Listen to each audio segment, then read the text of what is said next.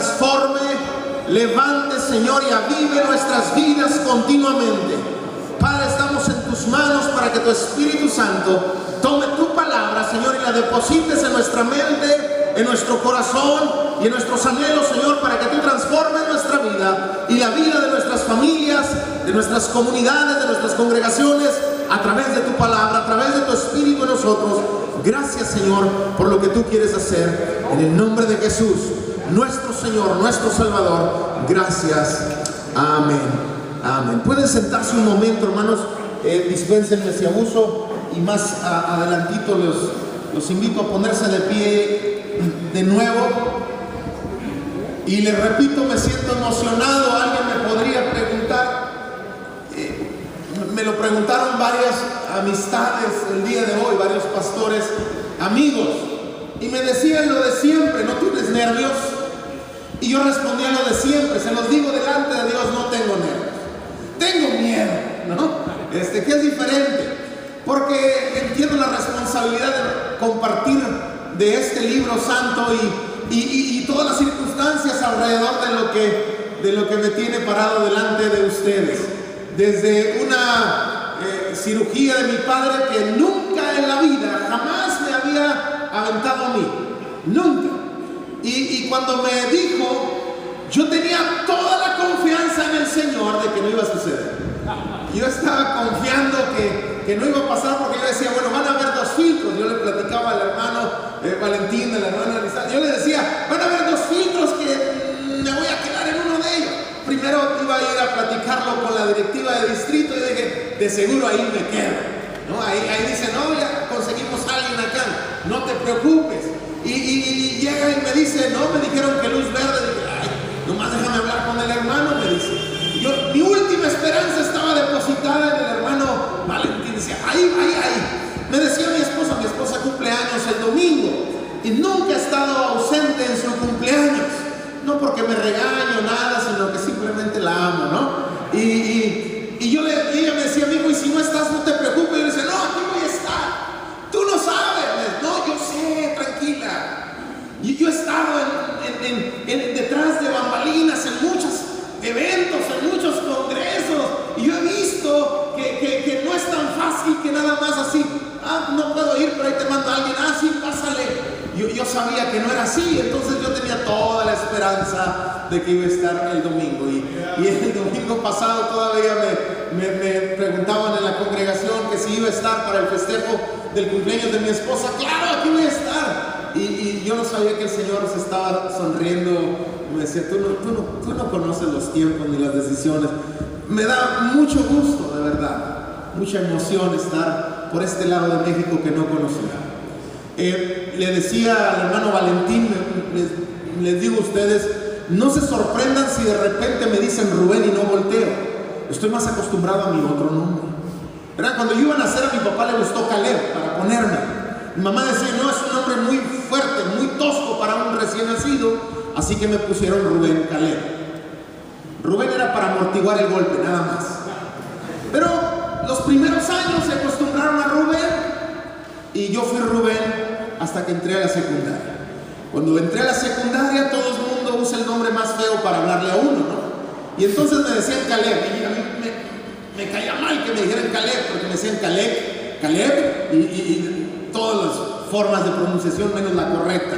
Y yo decía, ¿cuándo aprenderán que no soy Caleb, que soy Rubén? Pero me acostumbré al grado de que en todos lados decía que era Caleb. Y en una iglesia donde el Señor nos permitía pastorear, invité a un amigo que me encontré y le empecé a hablar del Señor. Lo invité el domingo a la reunión y llegó y preguntó, el pastor me invitó, él es mi amigo, él se llama Rubén. Y le dije, aquí no es. No, sí, él es la dirección, es el nombre, todo. Él se llama Rubén. No, el pastor no se llama Rubén. Entonces en eso llegué y lo miré y lo saludé. Me dice, hermano, ¿qué anda buscando un pastor que se llama Rubén? Dije, bueno, es que se me ha olvidado decirles que me llamo Rubén Caleb, ¿no? Bueno, estoy más acostumbrado al Caleb, pero no pasa nada con Rubén, hermanos. No. Nomás ténganme paciencia si de repente batallo un poquito. Las únicas personas que me dicen Rubén, pues son mis padres, mis hermanas, mis primos de toda la vida. Ya les digo, de los 12 años en adelante, me cambiaron el nombre. Ahora, antes de entrar en lo que quiero comentarles, permítanme decirles, yo me traje unos zapatos todoterreno, ¿no? Unas cosotas, y traigo mi traje, traigo mis zapatos, no me los quise poner hoy porque dije, ¿qué tal que tengo que salir corriendo? No los conozco y qué tal que salimos mal. Pero la ventaja de estar primero en el orden es que si yo la riego, aquí el hermano Eleazar va a tener que barrer lo que yo dejé ahí tirado, así que ténganme misericordia y que Dios le dé gracia al hermano, ¿no? Para eso. Ahora, yo no sé cuántos de ustedes han leído el libro de los Salmos. No voy a predicar de Salmos, pero yo no sé cuántos de ustedes han leído el libro de algún libro de Salmos y han encontrado inspiración, motivación con lo que los Salmos dicen. ¿Hay alguno de ustedes que Dios le ha hablado en algún momento a través de algún salmo?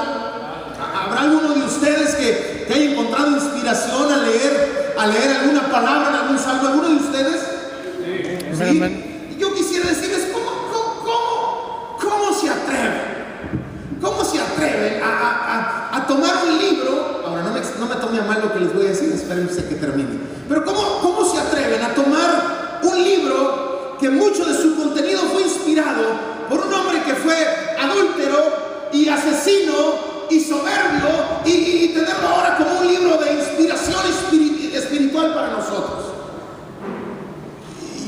Yo no sé si él fuera pastor iríamos siquiera a escucharlo, ¿no? Por el testimonio que tenía este personaje. Pero es que ese mismo testimonio es una evidencia más de que no importa el lugar de donde tú hayas estado, no importa el lugar en el que hayamos atravesado, la palabra dice que Dios levanta del polvo al pobre y al menesteroso del muladar. Así que no importa de dónde venimos, Dios no tiene recabos, Dios no se impresiona ni se intimida con la suciedad que en algún momento pueda envolver a alguien, porque Él sabe que Él puede meter la mano donde quiera que estemos y sacarnos de ahí y limpiarnos y sacudirnos y usarnos. Así que si estamos aquí es porque somos prueba, somos evidencia de que Dios es bueno y que no se ha intimidado con nuestra maldad. Si hiciéramos un libro de nuestros testimonios, lo que contaríamos, ¿no? Vendría la policía, yo creo, y diría, porque aquí estaba. La verdad es que Dios en su misericordia ha tenido en bien rescatarnos, ha tenido en bien hablarnos, limpiarnos. Yo vengo de una familia cristiana en la que, como ustedes decía el superintendente ahorita, conocemos al hermano Marcelino. Yo les aseguro, yo vengo de una familia cristiana donde los papás oraban y los hijos oraban y hasta los perros tenían que orar si no comían, ¿no? Es decir, era en serio. Y crecimos con la enseñanza, con la protección, con la dirección de las escrituras y en medio de todo lo que pudo haber pasado, en medio de todo lo que pudo haber acontecido en la vida, quizás lo único que le dio sentido y protección y dirección en los momentos difíciles a nuestra vida fue la palabra. Ahora, yo me voy a atrever a, antes de nada, darles un testimonio breve. Yo le decía ahorita al hermano Valentín, me decía, a ver, póngame aquí algunos datos de usted porque ni lo conozco. Y decía, qué bueno, porque si me conociera ya no me hubiera dejado subirme. Pero les voy a mencionar un poco de mí para luego explicarles por qué estoy convencido de que Dios quiere hacer algo. Les decía, yo nací en el seno de un hogar cristiano como algunos de ustedes. He sido equipaje de carretera, ¿no? Por muchos años, en aquellos años en los que no había aviones y los viajes se hacían por tierra y a través de terracería, y me tocaba acompañar a mi padre en aquellos viajes larguísimos, en aquella reestructuración de hace muchos años del Distrito Norte, cuando el Distrito Norte se reestructura y nace el Distrito Pacífico, bueno, lo que fue, y después el Distrito Pacífico se reestructuró, pero la primera reestructuración del norte, cuando el Pacífico nace, y que el distrito eran 5 estados, y llegaba hasta Nayarit, y llegaba hasta La Paz, y nosotros en Mexicali, en el puro centro, y teníamos que bajar hasta Nayarit, y luego subir hasta Mexicali, y luego bajar otra vez hasta La Paz.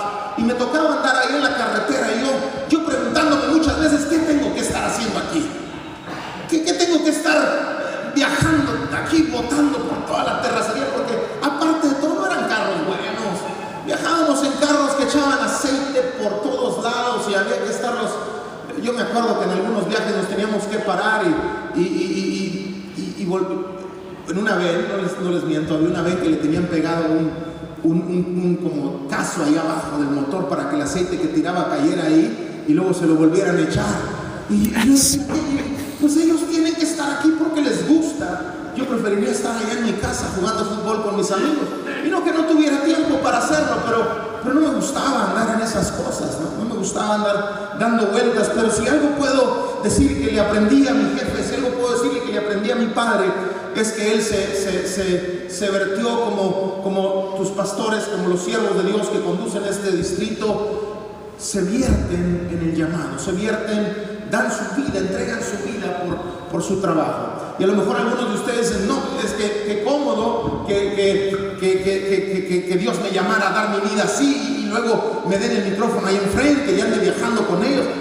No empezó ahí la historia, puedes preguntarle a cualquiera de ellos, no empezó ahí la historia. Probablemente ustedes o la mayoría de ustedes no saben que mi padre le tocó perder a mi hermana mayor.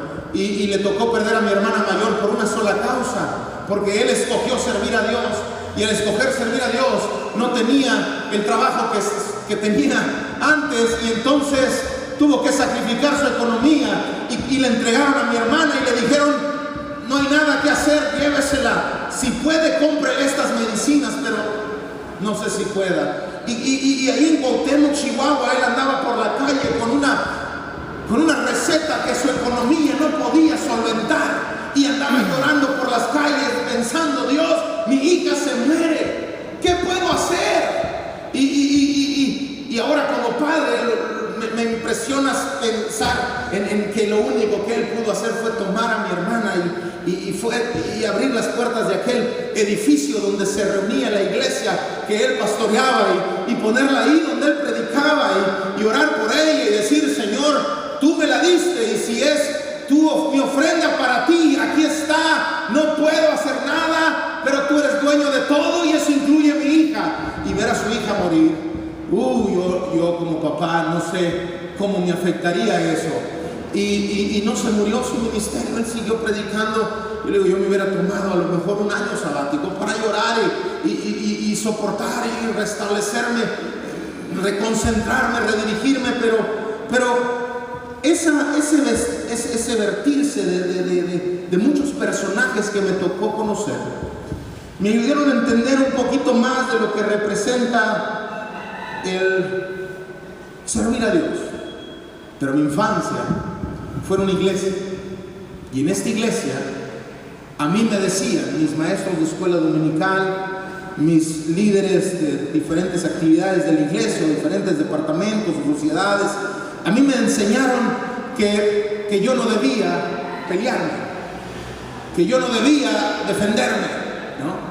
Y esperaban de mí, por ser el único hijo hombre de mi padre, y él siendo el pastor, esperaban de mí que yo me comportara a la altura de su comportamiento.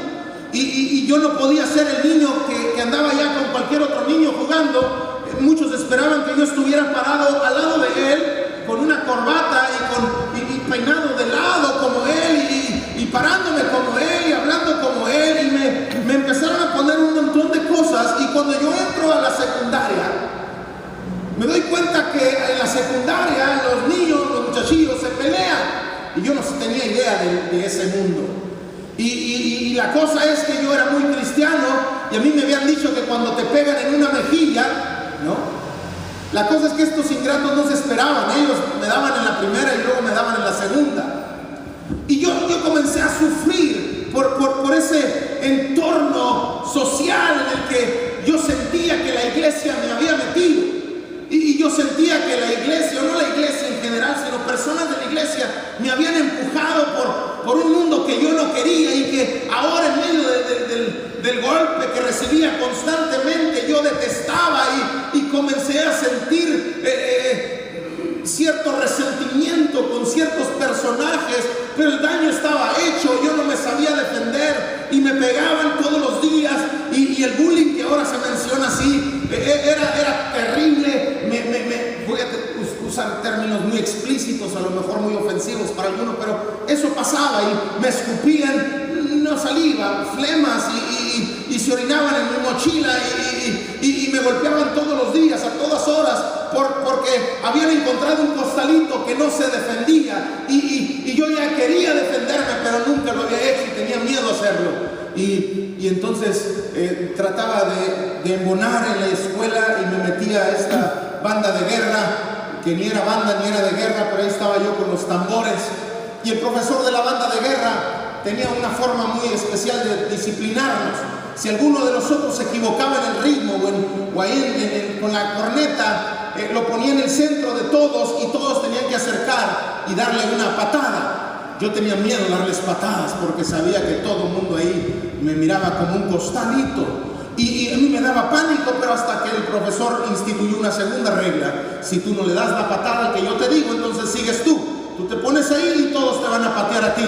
Y cuando me pateaban a mí, la cosa iba en serio, no eran las pataditas así, era duro, y yo llegaba a la casa todo moreteado y manchado, y decía: papá, ¿qué te pasó? Y yo tratando de guardarle el honor. No, soy el único hijo hombre, del único hijo hombre.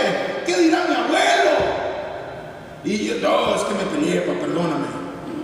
Y un regaño en la casa por peleonero. No me había peleado, pero un día se equivocó el más terrible muchacho de la escuela. Se llama Felipe. Ingrato Felipe, era un torote, monstruo, mal encarado, maldito. Y se equivocó. Y todos dijeron: Felipe al centro, todos, una patada a Felipe. Yo tenía miedo de patear a Felipe. Dice: ¿cómo le voy a pegar a Felipe? Que Felipe no se dé cuenta. Y me esperé que Felipe se volteara. Y cuando Felipe se volteó, yo le tiré una patada rápido. Pero esa patada rápido, Felipe se volteó y le pegué en la cara. Y escuché una de las frases que más me han dado miedo en la vida: vas a ver a la salida. Tenía pánico, yo quería que la clase durara eterna. Ahí sí me reconvertí.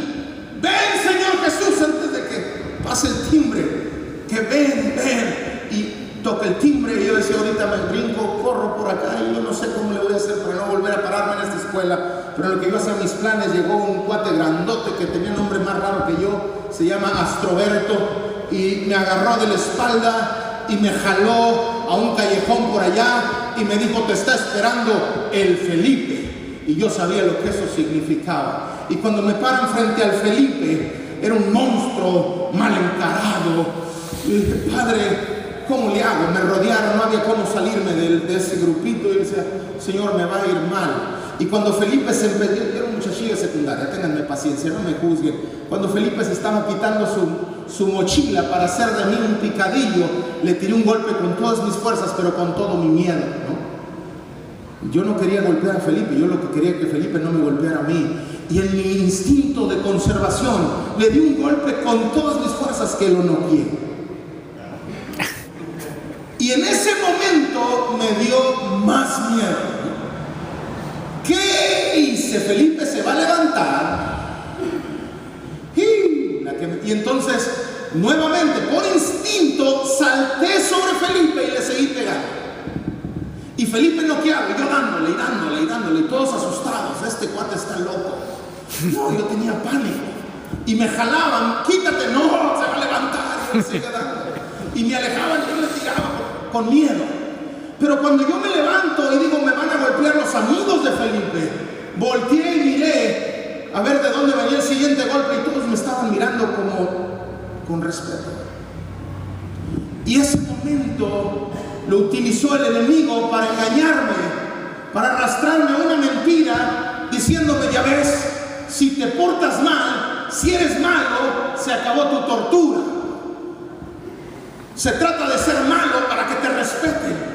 Y ese día decidí comenzar a portarme mal. Y ya no había un pleito en la escuela o afuera de la casa donde vivíamos que se diera y que yo no quisiera entrarle después. Y decía: me van a pegar, pero ya no voy a verme mal. Y buscaba uno más malo que Felipe y más grande que Felipe, porque yo quería... No.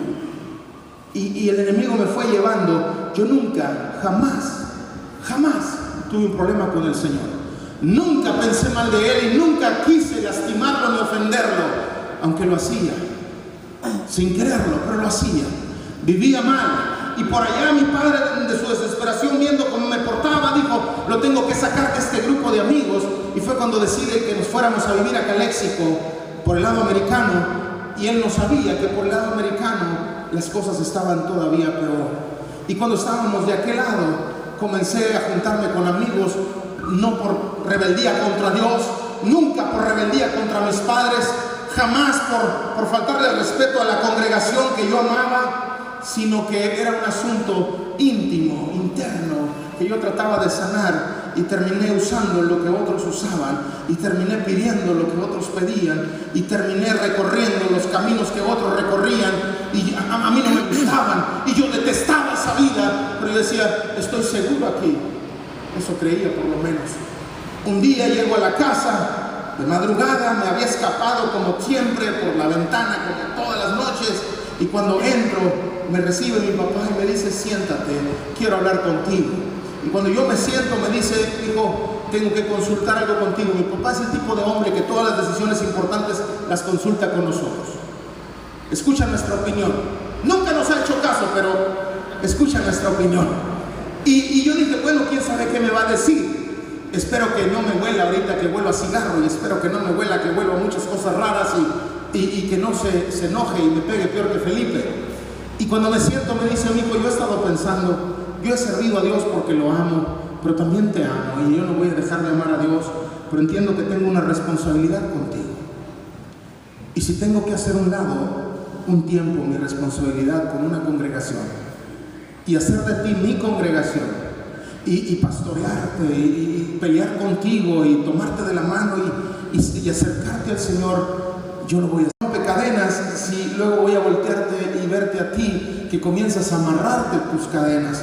Yo no quiero ir y gritarle a la gente que el Señor salva y luego voltear y ver cómo te pierdes tú. Y me dolió, y fue un desafío. Yo le dije, papá, ya me lo viene un retiro, no puedes abandonar la iglesia, hay que organizar este retiro, un retiro que íbamos a tener en la montaña. Nos fuimos a la montaña, y allí en la montaña yo estaba incómodo porque yo estaba acostumbrado a tantas cosas que no podía, porque estaban puros hermanos de la iglesia, y luego, para empezar, la muchacha de lado estaba hablando en lenguas, y yo la miraba y decía, cállate. Y yo estaba incómodo, ya se imaginarán por qué. Y esta muchacha orando, hablando en lenguas, y todos alrededor de una fogata, cante con una guitarra, y todos bien emocionados, y la voz de todos, y orando.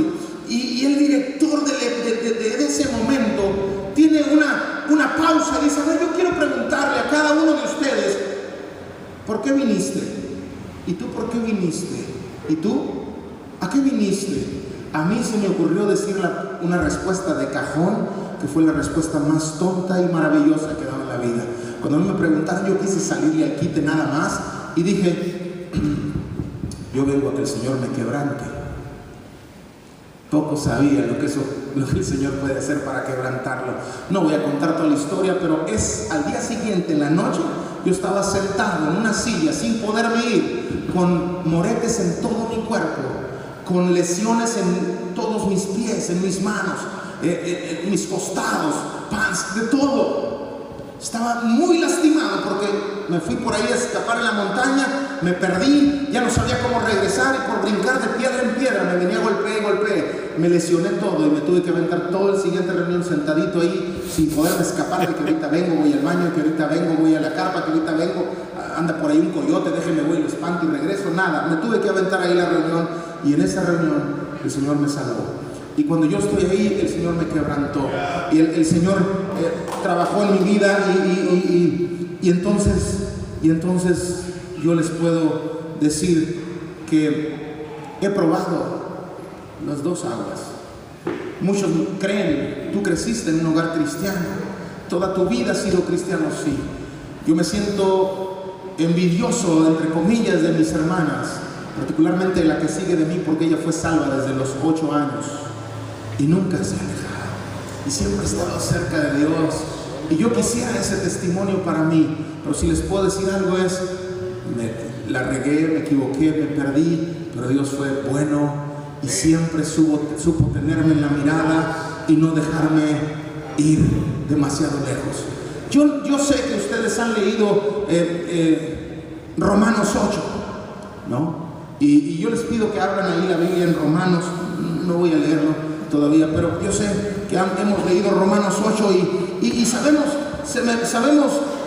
esos versículos maravillosos a partir del versículo 28 de Romanos 8, y sabemos que a los que aman a Dios todas las cosas les ayudan y nos emocionamos con ese tipo de versículos. Oh sí, no importa lo que esté atravesando, todas las cosas son para bien. Sí, estamos seguros de que si la Biblia dice, es cierto, ¿no? Y nos emocionamos, y luego llegamos más adelante al versículo 37. Del versículo 37 dice: antes en todas estas cosas somos más que vencedores por medio de aquel que nos amó. Y en ese momento queremos dar un salto, queremos aplaudir y decir: Dios es bueno conmigo, Dios tiene un propósito en mí, Dios tiene un proyecto en mi vida, y Él nos ama. Y luego seguimos leyendo y nos seguimos emocionando. Antes de todas estas cosas somos más que vencedores, y nos vamos emocionando con Pablo al hacer toda esa narrativa, y a mí me emociona mucho. Pero yo quiero pedirles ahora sí, si se ponen de pie conmigo, porque quisiera que leyéramos el contexto de esta narración maravillosa de Pablo a los romanos.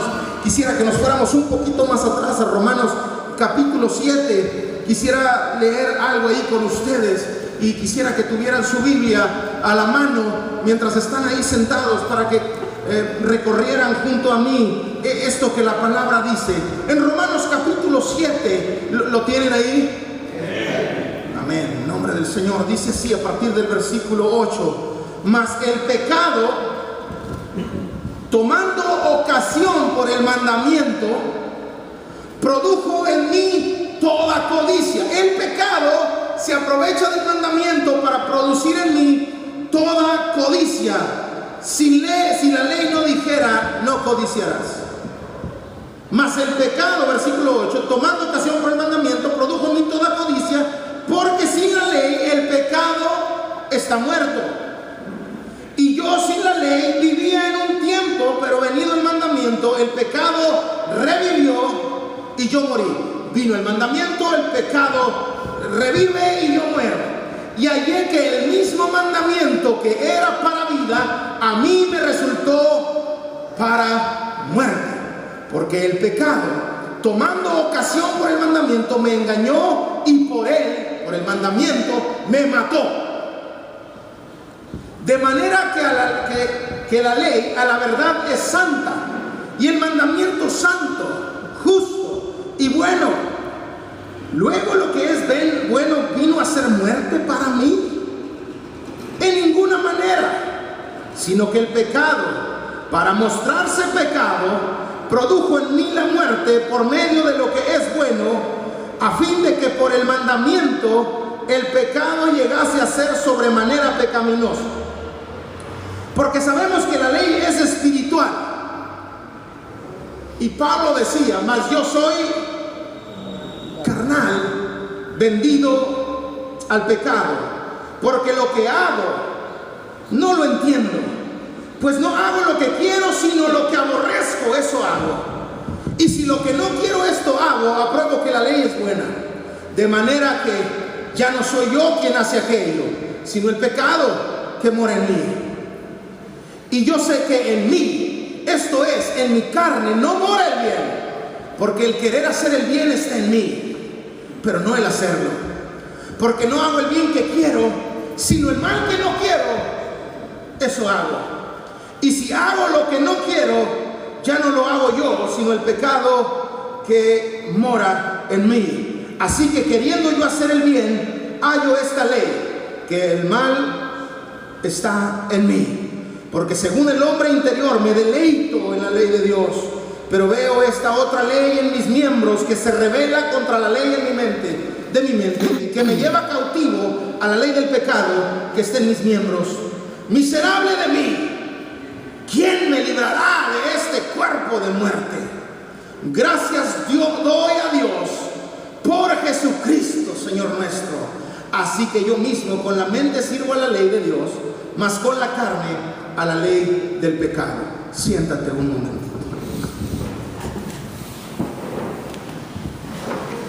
Ayer platicaba con mi esposa y le decía lo que les voy a decir a ustedes. Bueno, a ustedes no les voy a decir mi amor, pero le decía a mi esposa: mi amor, te tengo dos noticias. ¿Con cuál comienzo? ¿Con la mala o con la buena? Con la mala, me dijo. Perfecto. La mala es cuando yo venía para acá, mi jefe nunca me quiso enseñar ni el programa, ni el tema, ni nada. Y el hermano Valentín ayer me dijo, no, hermano, este es el programa. Y me dice mi esposa, ¿y cuál es la buena? Bueno, la buena es que ya traigo unos buenos sermones que voy a predicar cuando regrese, ¿no? Esa es la buena, ya no voy a batallar ni quebrarme la cabeza por algunas 2-3 semanas de aquí, ¿no? Hacia enfrente. Pero cuando me daba el papel y miraba del Congreso y miraba los temas que están ahí, yo les voy a pedir que me tengan paciencia, ¿ok? Pero cuando yo miraba sobre el tema de hoy, que habla sobre hombres victoriosos, si no me equivoco, no recuerdo bien cómo dice el programa, algo así, en automático, cuando el hermano y yo estamos ahí viendo el programa, me acordé de este pasaje tan conocido de Romanos 8, ¿no? Que somos más que vencedores, y es un pasaje que hasta lo cantamos y lo declaramos y lo leemos y lo enfatizamos y nos emocionamos al decirlo, pero no podemos entender plenamente Romanos 8 sin entender Romanos 7 y sin aplicar Romanos 7 y Romanos 8 a nuestra vida. Así que si me perdonan el día de hoy, probablemente ustedes me van a disculpar, pero yo quisiera mencionar con ustedes cuatro elementos que son parte de la victoria, que son parte de ser vencedores, de acuerdo a la narrativa de Romanos 7 y de Romanos 8.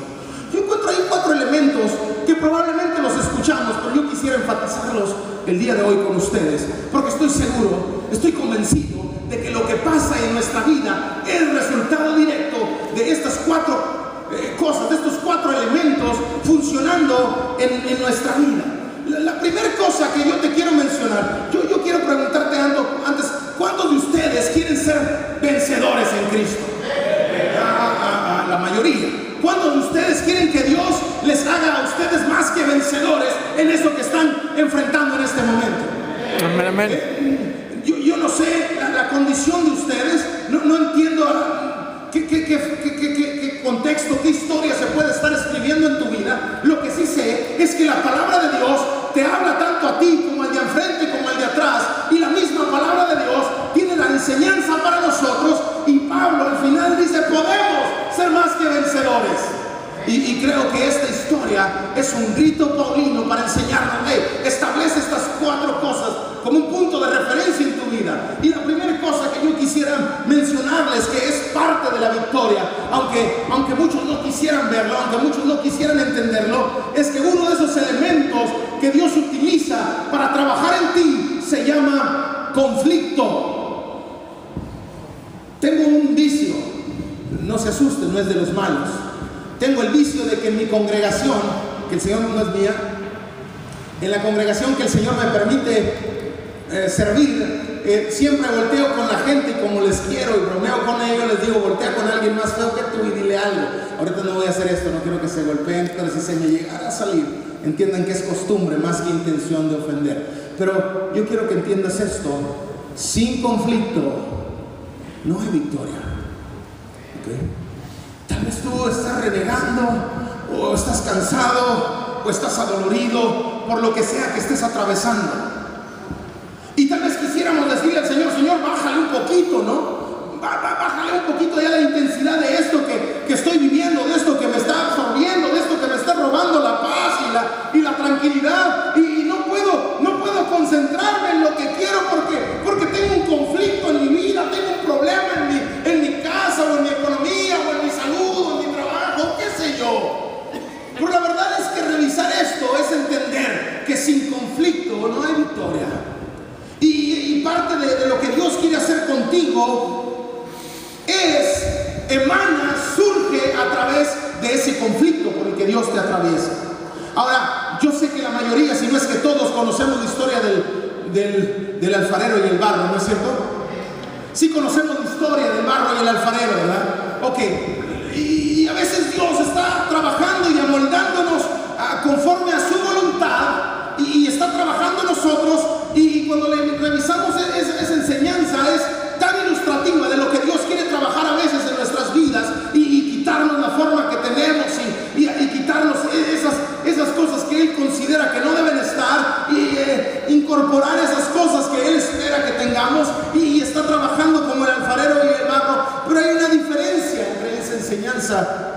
nosotros. La diferencia entre tú y yo y el barro es que nosotros sí sentimos cuando estamos atravesando por un proceso en el que Dios comienza a moldarnos y a estrujarnos y a sacudirnos y a forcejearnos, porque ¿quién fuera barro, ¿no? Inconsciente y tranquilo ahí sin darse cuenta de todo lo que está pasando, pero nosotros sentimos y sabemos que Él quiere amoldarnos a lo que Él quiere para nosotros, y a veces nosotros queremos aferrarnos a lo que nosotros queremos para nosotros, y cuando Dios está trabajando en ti para hacer en ti su voluntad, y tú te rebelas y dices, pero es que yo quiero esto para mí, y Dios dice, no, yo quiero esto para ti, y tú te rebelas, no, pero quiero esto para mí. Generalmente cuando Dios te ama, comienza a intensificar su movimiento, comienza a intensificar las circunstancias, comienza a intensificar ese entorno que te genera dolor, que te genera crisis, que te genera angustia, porque a través de ese proceso Dios quiere trabajar en tu vida, porque Él está construyendo algo en ti. Y en ese momento doloroso, y en ese momento difícil, y en ese momento de angustia en el que queremos correr, en el que queremos abortar el proyecto y decir, ya estuvo, yo me voy, yo no quiero saber de ti, Dios está trabajando en ti. Ahora, yo no sé si tú estás pasando por algún momento difícil, yo no sé si tú estás pasando por un momento angustioso. Me comentaba ayer el hermano que hay un índice de desempleo muy alto actualmente, ¿no?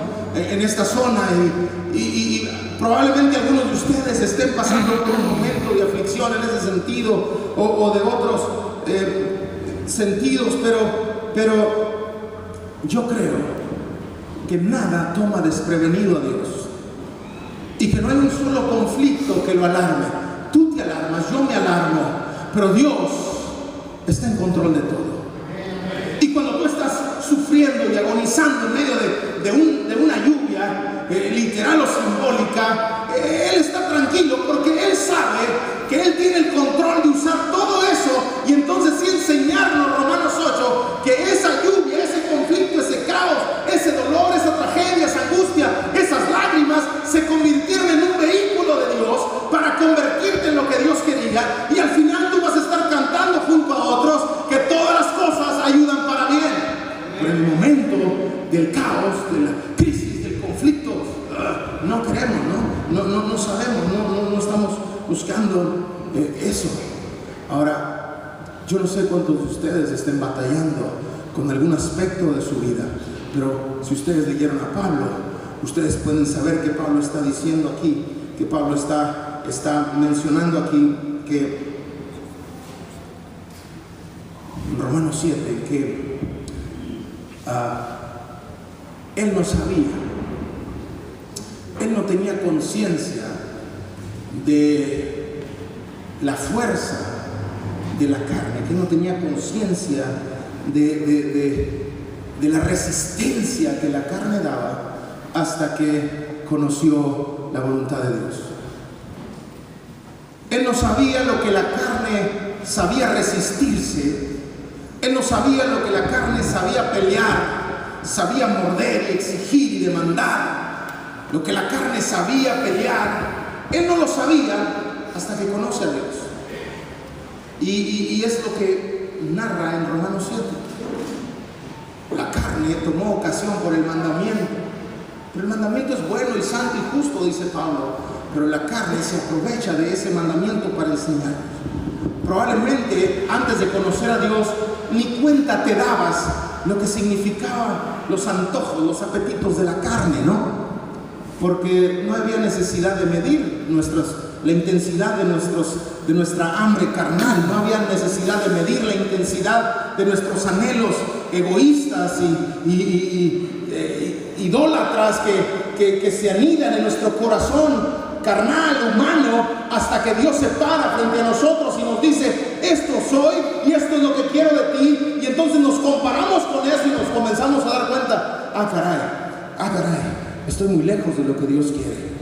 Y entonces muchos optan por ponerse una máscara muy bonita, muy adornada, y un peinado muy suave, y no entendemos que lo que Dios está trabajando a través de Romanos con Pablo no tiene que ver jamás con la simulación, tiene que ver con encarar esa lucha constante, ese conflicto eterno entre nuestra naturaleza carnal y el llamado santo y la palabra perfecta de Dios para nuestras vidas. Y por eso no podemos asustarnos de alguien que esté atravesando por un momento difícil en el que la carne quiere jalarlo y el espíritu está en esa lucha resistiendo y jalando, y el hermano está en medio jalándose para los dos lados, porque entendemos que era parte de la vida cotidiana del mismo apóstol Pablo. El conflicto es parte natural de la victoria, y si tú quieres abrazar la victoria, tienes que abrazar el conflicto junto con la victoria. Ahora, yo estoy consciente de que probablemente en tu vida quisieras... ¿Cuántos de ustedes los han operado en algún momento? ¿Alguno de ustedes ha pasado por cirugía? A mí me hicieron una cirugía hace un par de años, y cuando yo estaba en cirugía y me recuperé, le dije al Señor: Señor, ¿por qué no haces esto también en mi vida espiritual? ¿No sería cómodo que Dios usara algún tipo de anestesia espiritual y que cuando ya regresaras de la anestesia todas las cosas estuvieran en orden? Que no tuviéramos que atravesar por todo el conflicto de darnos un pleito y otro pleito y otro pleito con nuestros instintos y con nuestros anhelos bajos y con nuestros instintos carnales, sino que Dios nos metiera su quirófano santo, bonito, tranquilo y dormiditos, y que cuando regresáramos en sí ya todo estuviera ordenado en nuestra vida y fuéramos la mejor persona que puede existir en el planeta, pero que pasamos todo el proceso dormidos, y mientras el doctor mete la mano ahí en el cuerpo y arranca y acomoda, nosotros tranquilitos. Pero Pablo nos decía: no sueñen, en la vida cristiana no es así. El conflicto, la guerra, el trabajo es parte de la victoria. Ahora, quizás tú dices: entonces, ¿qué tipo de Dios es ese? Quiero que te hagas la tarea. Yo sé que muchos ya lo han hecho. Si no lo has hecho, te invito a que hagas esta tarea. Cuando estés en tu casa, comienza a buscar los grandes personajes que Dios utilizó para sacudir sus tiempos, y vas a descubrir que a todos esos personajes que Dios usó fueron personajes que atravesó por desiertos o por cuevas, por momentos difíciles, áridos, por entornos adversos, en los que Dios se manifestó y trabajó en su vida, en su carácter, en su fe, en sus valores, en su perspectiva, en su visión, para ayudarles a entender lo que Él quería.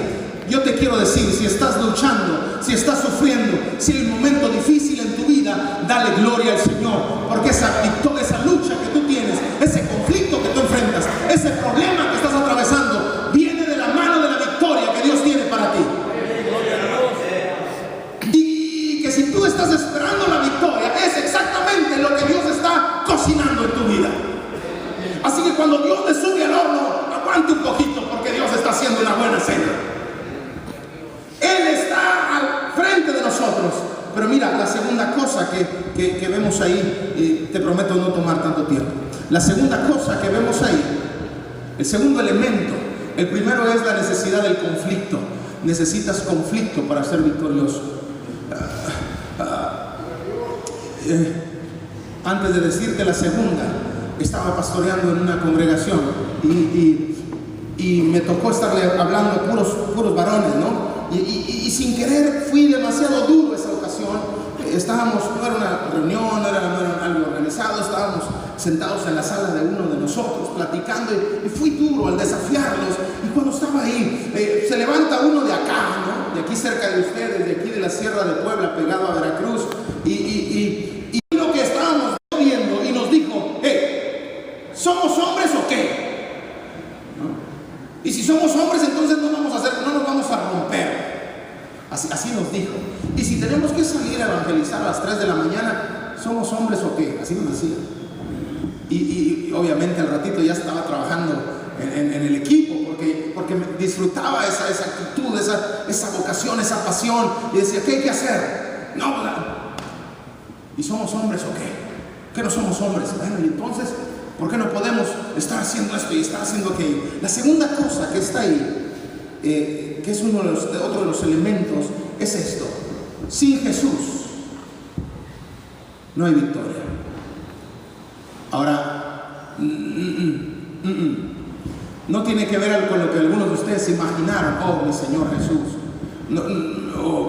mi Cristo bendito y amado. Sí, de Él estoy hablando. Pero verás, hay un sector en la iglesia que empuja por querer convertir a Jesús en un ícono. ¿Cómo lo digo? Perdónenme si utilizo expresiones más de allá del norte, ¿no? Un ícono más fashion, ¿no? Un Jesús cool, ¿cómo diríamos acá? Un Jesús chido. Y un sector de la iglesia que quiere empujarnos, que quiere convencernos de ese Jesús. Y que por allá hace años alguien en Estados Unidos sacó una camiseta que decía, lo voy a decir en inglés, y decía Jesus is my homeboy. Y luego uno en español sacó una camiseta que decía Jesús es mi compa. Ahora sí, Jesús es mi amigo y tu amigo, pero la iglesia nunca puede olvidar que antes de cualquier cosa Jesús es nuestro Señor. Antes que amigo, antes que Él nos manda, Él es el jefe. ¿Ok? Y no me gusta, pero ya me metí. Ahí me perdonan, traigo las botas, traigo los zapatos para correr. Les quiero pedir, por favor, no cantemos esa parte de que con una corona de espinas se hizo rey por siempre, porque Él ya era rey antes de esa corona, porque Él es el mismo ayer, hoy y por los siglos de los siglos. Él era y Él será el mismo siempre. Tal vez se hizo nuestro rey, y pueden jugar ahí con la frase para que acomode ahí con la canción, ¿no? Y con una corona de espinas se hizo mi rey por siempre, tal vez, pero Él no necesitaba de la corona para convertirse en lo que Él ya era. Tenemos que entender que Jesús, que el señorío de Jesús es parte del proceso de Dios para llevarnos a la victoria. En Romanos 7:25 está Pablo hablando de eso, de su dolor carnal por enfrentar el pecado en sus miembros. Y en el versículo 25 dice: gracias doy a Dios por Jesús, Señor nuestro. Gracias a Dios por Jesús, porque en Jesús tenemos la victoria.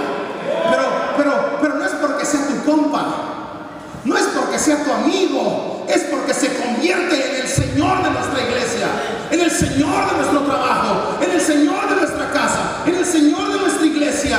Verás, porque muchas guerras nuestras se han perdido, las hemos perdido porque hemos salido a la calle a pelear por lo que queremos. Hemos salido a la calle a pelear por el carro, el trabajo, o la oficina, o lo que sea que queremos. Pero lo que queremos es imperfecto. Lo que queremos puede ser nocivo y peligroso, porque hay caminos que al hombre le parecen. ¿Te acuerdas? Solo Dios conoce el futuro mejor que nadie, y Él puede entender que hay decisiones que Él quiere para ti, que en este momento tú desprecias, pero al final del tiempo, cuando las ves en perspectiva, terminas diciendo como David: ¡ay! Descubrí algo, que el hacer tu voluntad, Dios mío, me ha agradado. Gloria a Dios. Es Él enseñoreándose de nosotros. Algo que Dios está tratando de forjar, de establecer, para convertirnos en figuras de victoria. No puedes ser más que vencedor sin el señorío de Jesús sobre ti. No hay más que vencedores sin Jesús gobernando tu casa, tu boca, tu corazón, es Él encima de nosotros. Cuando Pablo está lidiando con los de Corinto, si tú has leído a Corinto, ay, esos de Corinto hacían cada cosa. Y cuando Pablo está lidiando con los de Corinto, y los de Corinto tiene Pablo que regañarlos porque andaban hasta en fornicaciones, y Pablo les recuerda: ¡hey! ¿Qué pasa con ustedes? Acuérdense que han sido comprados, es la frase que Pablo usó. Acuérdense que tenemos dueño, acuérdense que no nos pertenecemos. Él pagó el precio por nosotros, somos de Él. Y si queremos que la victoria de Dios sea evidente, si queremos que la victoria de Dios sea tangible, nunca lo podemos hacer sin Jesús gobernando nuestras vidas.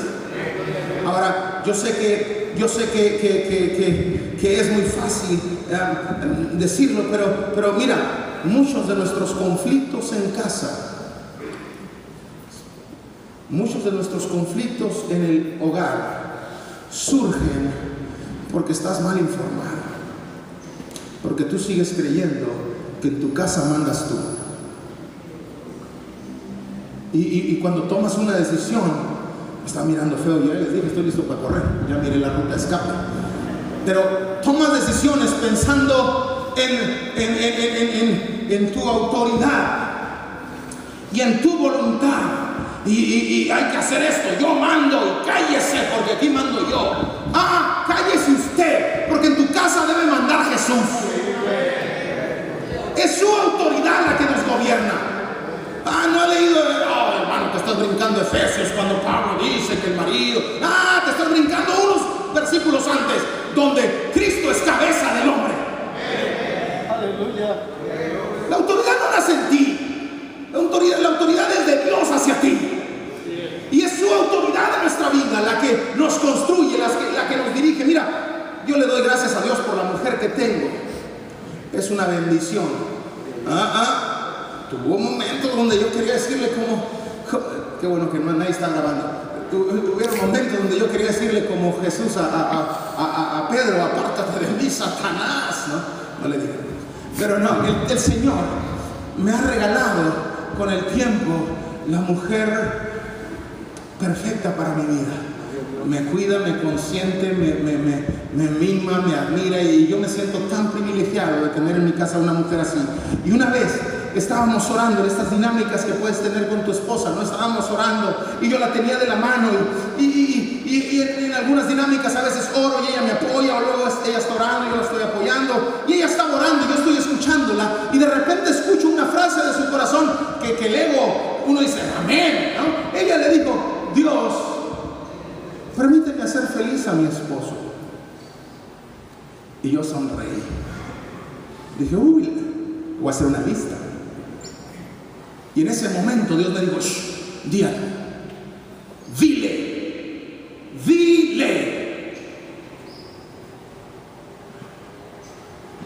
Y me acordé muchos años antes, yo tengo un primo muy valentón, así muy peleonero. Cuando estábamos en la iglesia que pastorea ahora mi papá, habíamos construido un edificio ahí donde guardar los instrumentos y los baños por fuera. Ese era inicialmente nuestro refugio. Estábamos a la intemperie y después vivía gente ahí cuidando los instrumentos que metíamos y sacábamos todos los días de reunión.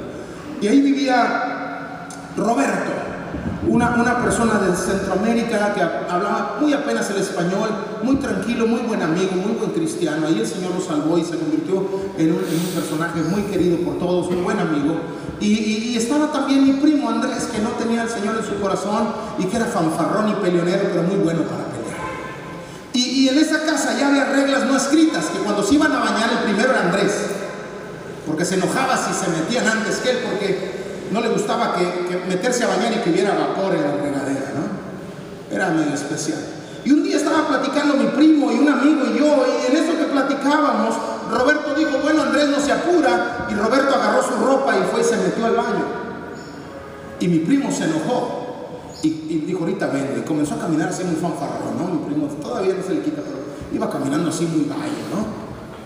Y yo diciendo: pobre Roberto, pero es que no le puedo decir nada a mi primo porque también me suena. Ni modo, Roberto, tú te metiste, ya sabes las reglas no escritas. Y entonces se metió, le dio la vuelta al edificio y por allá por la puerta que estaba por afuera se mete, y lo único que nos dividía eran unas paredes de esas allá le decimos cartón de yeso, tabla roca.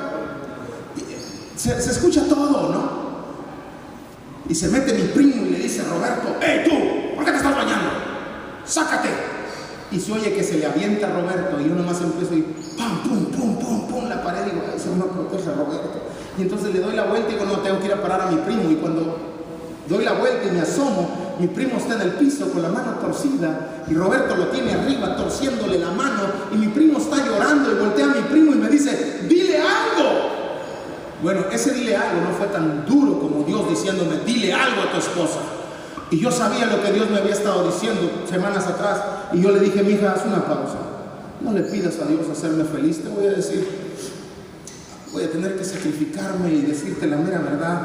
La Biblia dice, mi amor, a mí el Señor me acaba de decir que mi contentamiento debe venir de Él, que mi felicidad es Él, que tú no puedes esforzarte, ni aniquilarte, ni matarte en la cocina o haciendo algo por mí, porque no te toca, mi amor. A ti te toca estar de mi mano y juntos vivir bajo Él, y que Él construya en nosotros lo que Él quiera, y eso es suficiente para ser felices, porque la felicidad nace con Dios trabajando en nosotros. Te repito, tú no mandas, debe mandar el Señor. Y en algunos casos, en algunos casos, yo sé que Dios está lidiando con eso, pero despierta, necesitamos el señorío de Jesús en nuestra vida. ¿Te has fijado cómo muchos cristianos ya nada más hablan de Jesús como Salvador? Oh, Él me salvó. Pero cada vez que la Biblia decía de Jesús, no solamente dice Salvador, dice Señor y Salvador.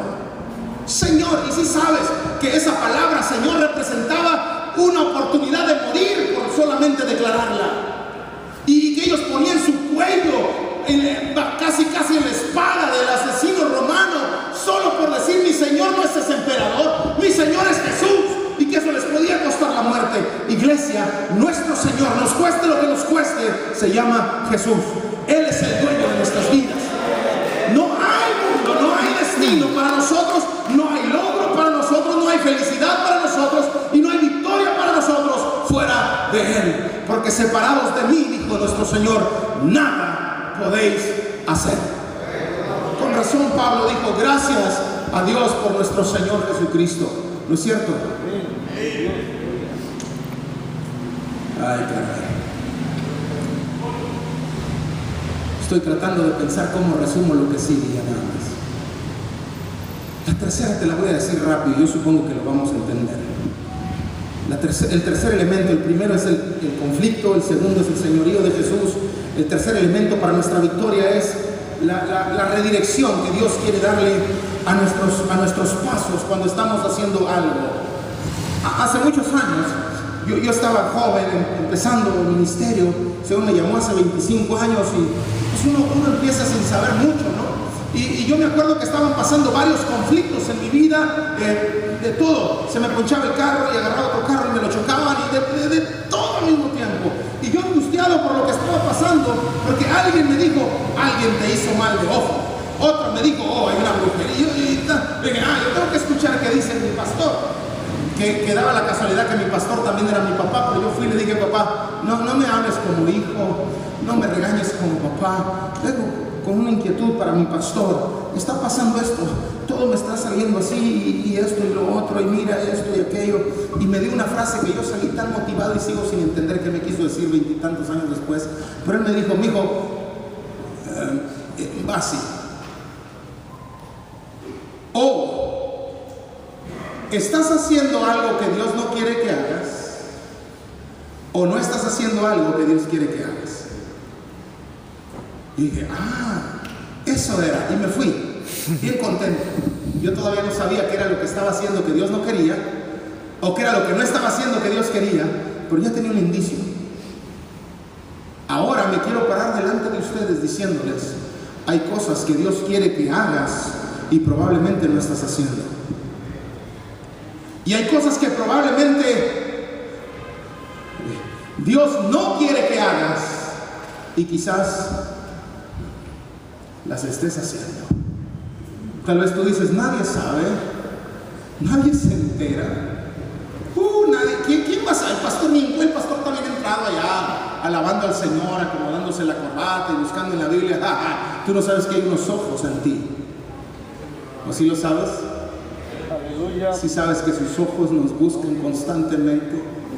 Él quiere que nosotros redirijamos nuestra vida, porque que nosotros caminemos en aquello que Él quiere que hagamos, y que aprendamos a decir, Señor, quiero caminar, quiero dirigirme por la ruta que tú tienes para nosotros. Yo sé que Dios quiere caminarnos, y su voluntad es tan hermosa que me atrevo a decirte, no le tengas miedo. Cuando yo no me quería acercar al Señor para que me salvara, yo tenía solamente una preocupación. Yo le decía al Señor, Señor, yo te conozco. El día que me salves, al rato vas a empezar a molestarme para que yo te sirva. No quiero servirte. ¿Dónde firmo? No quiero predicarte. ¿Cómo te lo digo? No, olvídate de mí, bríncame, sáltame, ignórame. Yo no quiero saber nada de eso. Y fui muy evidente con mi papá. No se te ocurre decirme que agarre el micrófono, no se te ocurre ni siquiera una clase de escuela, nada, olvídate de mí. Y de repente termino pastoreando y él ni siquiera estaba enterado. Me regañó por andar haciendo, yo tampoco quería, Los jefes tienen una autoridad que ustedes no se imaginan. A mí fue uno de la directiva nacional y me dijo, ¿tú por qué no has metido solicitud? No, hermano, es que fíjese que yo, que aquí, que allá. No. ¿Por qué no has metido solicitud? No, hermano, es que estaba pensando, tráeme una solicitud, ahorita te la voy a firmar. De la directiva nacional en una convención en Tijuana. Y entonces pues, yo iba todo, hermano, pero mire, déjale explico. No me explique nada, póngale su nombre. Ahí está mi nombre, ok, démela. Y la firmó. Tenga, llévela a la mesa aquella, por favor. Y yo la llevé, pues, ¿qué hago? Es el jefe y ahí está. Dije, Señor, ¿qué pasa? Yo no tenía ni idea. Y la persona que leyó la lista que la mesa pasó a la asamblea fue mi papá. Y cuando él está leyendo la lista, vengo yo y él ni estaba enterado y él es mi pastor. Y entonces cuando está leyendo la lista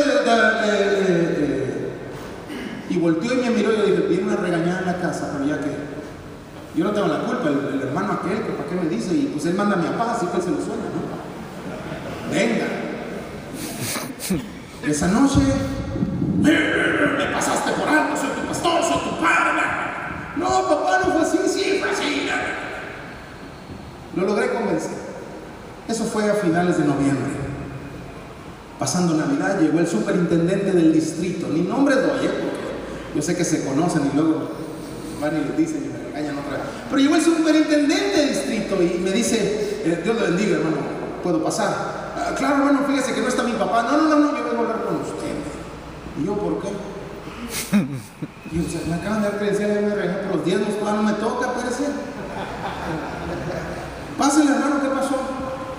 Resulta que yo veo la lista y usted sacó credenciales en el distrito. Sí, hermano, pero es que fíjese que el hermano, y ahí decía el nombre, que el hermano fulano me dijo, ahora a mí no me interesa. Así me dijo. Si Dios lo llamó o no lo llamó, ese no es asunto mío, es usted y Dios. La cosa es que usted sacó credenciales en mi distrito, ¿qué va a hacer? No, hermano, cuando usted diga, usted es el jefe. Ok, la próxima semana le doy una iglesia en Tijuana. Ay, Señor, ¿cómo le digo a mi papá? Se fue el hermano, llega mi papá, le tengo una noticia. Voy a ser pastor. ¡Aleluya! No, papá, voy a ser pastor la próxima semana, me van a dar una iglesia. Siéntate. Otra vez me pasaste por alto. Otra vez se te olvidó quién es tu pastor, quién es tu padre. Una buena regañada de 2 o 3 días sin hablarme después de un discurso duro. Yo no lo quise, no lo busqué. Yo estaba convencido, Dios no tiene esto para mí. Allá en una montaña de Tijuana, en un cerro lodoso, Dios se encargó de convencerme que su voluntad es buena, agradable y perfecta, como dicen los hermanos. No tengas miedo cuando Dios quiere cambiar tu paso de dirección. No tengas miedo cuando Dios quiere cambiar tu vida de rumbo.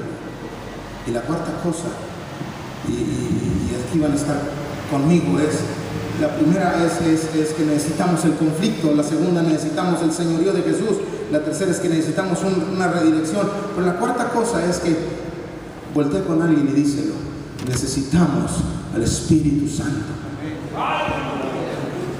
Díselo. Necesitamos al Espíritu Santo. Sin el Espíritu de Dios no hay victoria. Algunos construyen la vida cristiana como una religión de información, de estudio, doctrinal, nada más. Me ha tocado predicar y acompañar a pastores de iglesias no tan gritonas como algunas nuestras. Y yo estaba, le decía al hermano, ay, qué difícil es estar en iglesias donde nadie aplaude.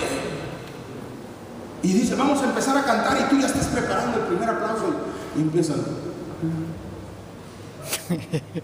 No son de las nuestras, Los amo también, y que el Señor los guarde, los cambie y los enseñe, ¿no? Y 2 guitarritas y yo quería aplaudiendo, Señor, yo estoy acostumbrado a aplaudir. Yo era baterista y tocaba los teclados, Señor, estoy acostumbrado a hacer más ruido que esto, y aquí nadie aplaude, nadie dice nada. Señor, ¿cuándo voy a gritar? ¿Cuándo voy a correr? ¿Cuándo voy a...? Me hubieran visto cuando estaba morro. Ya ahorita ya es más difícil cargar el tonelaje, ¿no? Pero me gustaba. Pero a muchos convierten la vida en Cristo en una religión de conocimiento. Otros convierten la vida en Cristo en una religión de reglas o de disciplinas. Pero la verdad es que solo el Espíritu Santo le puede dar vida a la iglesia.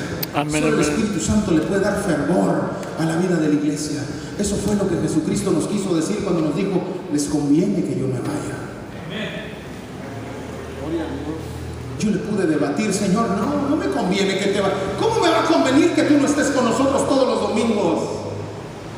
Cuando agarremos la guitarra y le estemos rascando y estarte viendo a los ojos cantándote: te amo más que a mi vida, quiero cantártelo. Ya te conviene que me vaya, porque si yo no me fuera, no les enviaría el Consolador.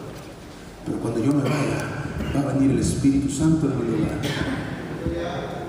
Y Pablo aquí dice, cuando habla del Espíritu Santo, que gracias a la obra del Espíritu Santo nosotros podemos caminar en la victoria. Yo no sé ustedes, pero cuando estamos enfrentando una crisis, no la vas a poder vencer con tu conocimiento. No la vas a poder vencer con cuántos amigos tienes en Facebook y cuántos likes te dan. Yo sé que ya saben. Hace algunos años estaba por allá sentado con la directiva de un distrito y había algunas directivas nacionales, tampoco digo nombres porque ya les dije por qué se me arranca. Pero estaba yo ahí en la mesa con ellos. Yo estaba comiendo y escuchando ahí hablar y aprendiendo. Yo no siempre estaba usado ahí, estaba comiendo y escuchándolos. Y de repente dijo uno que todavía es parte de la directiva nacional, y no sé por qué dije eso, y saca el celular y dice: ¿ya miraron cuántos likes le dieron a lo que puse? Y dije: míralos, qué modernos. Y le dice el otro: mira, es que yo escribí hace poco, ¿ya miraste los likes que tengo? Ese día dije: no, ya no quiero usar Facebook, ya lo usan hasta los viejitos. No, sí lo uso, pero a lo que voy es esto. A Dios no le importa tu impacto en una red social, a Dios no le importan tus méritos ahí en tu trabajo. A Dios lo que le importa es que esta palabra te guíe, te dirija. Y yo estoy convencido que si queremos que Dios haga algo en nuestra vida, tenemos que dejar que su palabra, que su espíritu, que su presencia nos cambie. Varones, ¿somos hombres o qué? Amén, amén. ¿Cuántos saben que Dios quiere hacer algo en tu vida? ¿Y cuántos saben que somos deudores a Dios? ¿Y cuántos saben que hay cosas que Dios está esperando quitar de ti y que tú te has aferrado? Dios quiere poner algo en ti, pero tienes que soltar eso otro. Quiero que tú entiendas esto. Voltea con alguien y dile: voltea con alguien y díselo: Dios quiere hacer algo en mí para darle gloria a su Hijo. Para darle gloria a su Hijo. Dios quiere usarme, dilo. Dios quiere usarme para la gloria de Él. No para darte méritos y para ilustrar tus zapatos. Dios quiere usar para que su nombre sea glorificado. Yo te quiero pedir que te pongas de pie un instante conmigo. Y quiero pedirte que entiendas esto. Tu casa, tu hogar, tus hijos, tu matrimonio serán resultado directo de lo que tú hagas o dejes de hacer delante de Dios. Queremos causar impacto en nuestros hijos, pero a veces no queremos que Dios deje impacto en nosotros. Varones, tenemos que dejar que Dios ponga huella en nosotros, y entonces nosotros podamos dejar huella en nuestros hijos, en nuestra congregación, en nuestra comunidad, porque Dios tiene el anhelo de usar a su iglesia para su gloria Para eso estamos aquí, para participar con Él en su misión de alcanzar a otros con el Evangelio. Pero no podemos hacerlo hasta que seamos victoriosos en esas áreas en las que estamos luchando el día de hoy. Antes de pedir que vengas, ahí donde estás, quiero que cierres tus ojos un momento. Y quiero que seas sincero por un instante. Y quiero que le digas al Señor: Señor, tú tienes algo para mí que probablemente yo estoy boicoteando. Tú tienes algo para mí que probablemente yo estoy alejando. Porque mi naturaleza carnal, porque mi cultura, porque mi enseñanza, porque mi formación me alejan de tu enseñanza, de tu formación para mí, sin darme cuenta. Pero Padre, a partir de este día nos levantaremos como los hombres que quieres que seamos en el seno de nuestra casa, como los esposos que anhelas que seamos junto a nuestras compañeras, como los padres que quieres que seamos ante nuestros hijos, como los creyentes que tú buscas construir en nuestras comunidades, como tus siervos que tú quieres usar para tu gloria. Padre, lo que está en mí que impide que tú hagas algo, quítalo, y que tu Espíritu Santo transforme y sacuda y envuelva y moldee mi vida para tu gloria. Ahora, varones, ¿por qué no vienen conmigo y vamos a orar unos por otros y vamos a pedirle al Señor: Señor, haz algo en nuestras vidas para ser de impacto, para ser de influencia, para ser de peso en la vida de nuestra casa, en la vida de nuestra iglesia, en la vida de nuestra institución, en la vida de nuestra comunidad, porque al final de cuentas tú nos has hecho para ser el reflejo de tu Hijo Jesús.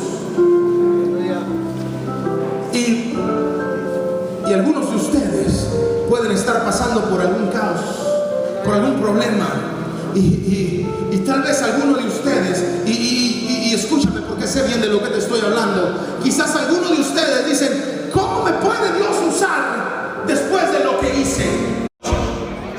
Para poder llevar a otros tu palabra, tu presencia, tu gozo, tu llamado, tu evangelio, porque queremos ser influencia, porque queremos cambiar, Padre, para ti.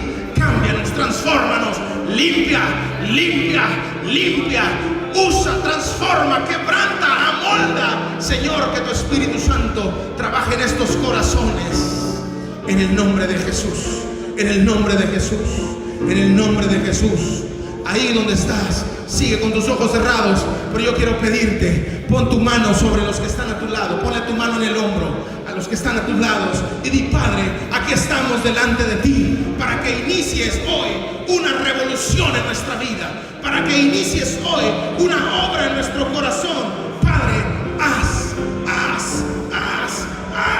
completa tu palabra, completa tu obra en mi vida. Me he equivocado en algún momento, he sufrido en algún momento, pero Padre, tú estás trabajando en mí. Oh Señor, he sido débil. Oh Señor, a lo mejor he sido lento. Oh Padre, he sido rebelde. Señor, quita de mí eso que se interpone. Ayúdame a ser fuerte, ayúdame a enfrentar y vencer y derrotar eso que me impide servirte, en el nombre de Jesús. Nos levantamos para ser los hombres de nuestra generación. Nos levantamos para ser los hombres que nuestra iglesia necesita. Nos levantamos para ser los hombres que nuestra familia espera. Nos levantamos para ser los hombres que su Espíritu quiere usar. Nos levantamos para ser los hombres que traen su palabra en los labios, que traen su fuego en el corazón. Nos levantamos, Señor, para hacer tu obra. Si te has equivocado en algún momento, si has fallado en algún momento, si te has tropezado en algún momento, Dios lo tenía contemplado. No, Él no te empujó, Él no te hizo caer. pero Él te espera para levantarte, porque tiene propósitos para ti, porque quiere usarte, porque quiere convertirte, transformarnos en aquellos agentes que Él va a usar para la transformación de nuestra ciudad. Tus hijos necesitan un padre que camine conforme a lo que Dios quiere. Tu esposa necesita no un macho, un hombre que camine conforme a los lineamientos de la palabra. Tu iglesia necesita un hombre como tú, para que haga lo que un hombre está llamado a hacer. Padre, derrama de tu presencia en estos varones, derrama de tu presencia en estos, derrama de tu espíritu en nuestras vidas y pon el fuego, el fervor, la convicción, la libertad, Señor, que hemos estado peleando, la sanidad que hemos estado necesitando, la restauración por la que hemos estado gimiendo, la victoria por la que hemos estado buscando. Padre, haz en nosotros tu obra completa, perfecta. Sánanos, límpianos, perdónanos, restauranos por tu Hijo Jesús. Oh Padre, somos tus siervos, somos tus hijos, somos tu pueblo.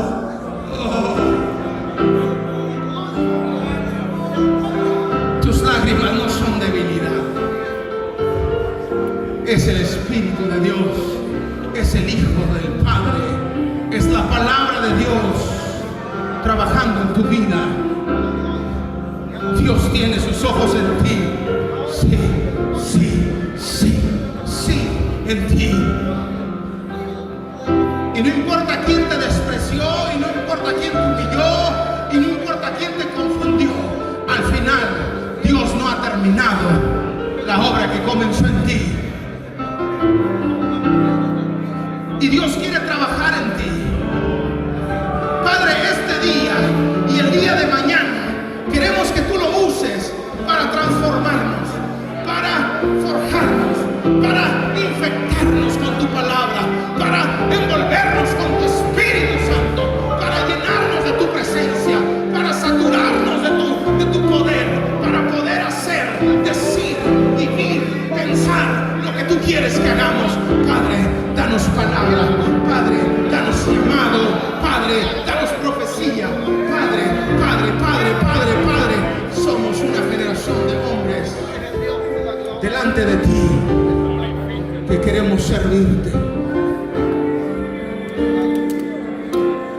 No importa nuestra edad, nuestra experiencia, nuestra trayectoria, no importa nuestra relación sanguínea, no importa nada. Al final todo se resume a una cosa: somos hijos amados de Dios y Dios quiere usar tu vida. Dios quiere usarte. Dios quiere usarte.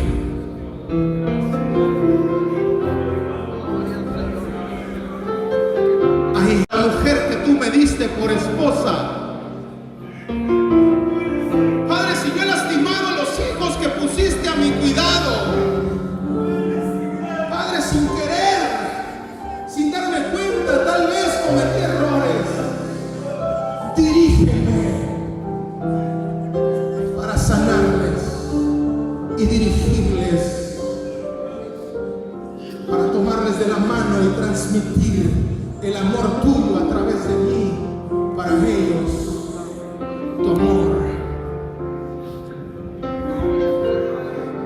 Padre, cualquier historia de dolor aquí, Padre, cualquier historia de fracaso aquí, es una historia inconclusa que tú sigues trabajando y no has terminado todavía. Porque eso que estamos viviendo es lo que tú estás usando para forjar en nosotros el carácter de tu Hijo. Padre, hazlo.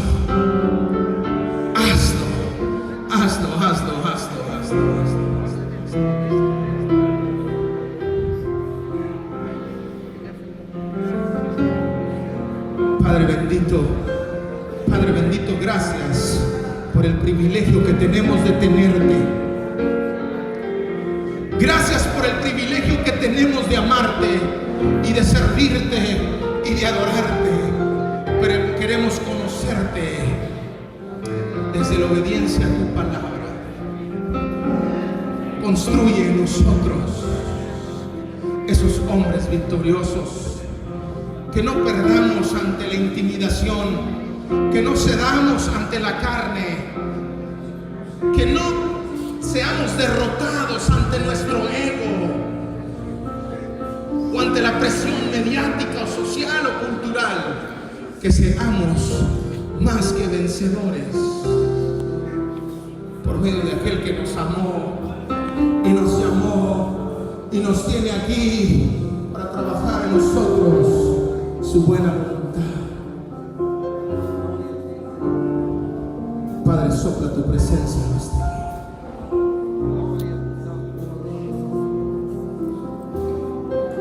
Oh Padre, sopla tu presencia en nosotros.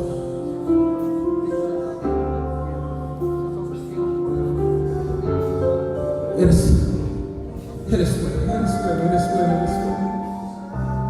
Eres bueno, Señor, eres bueno, Señor.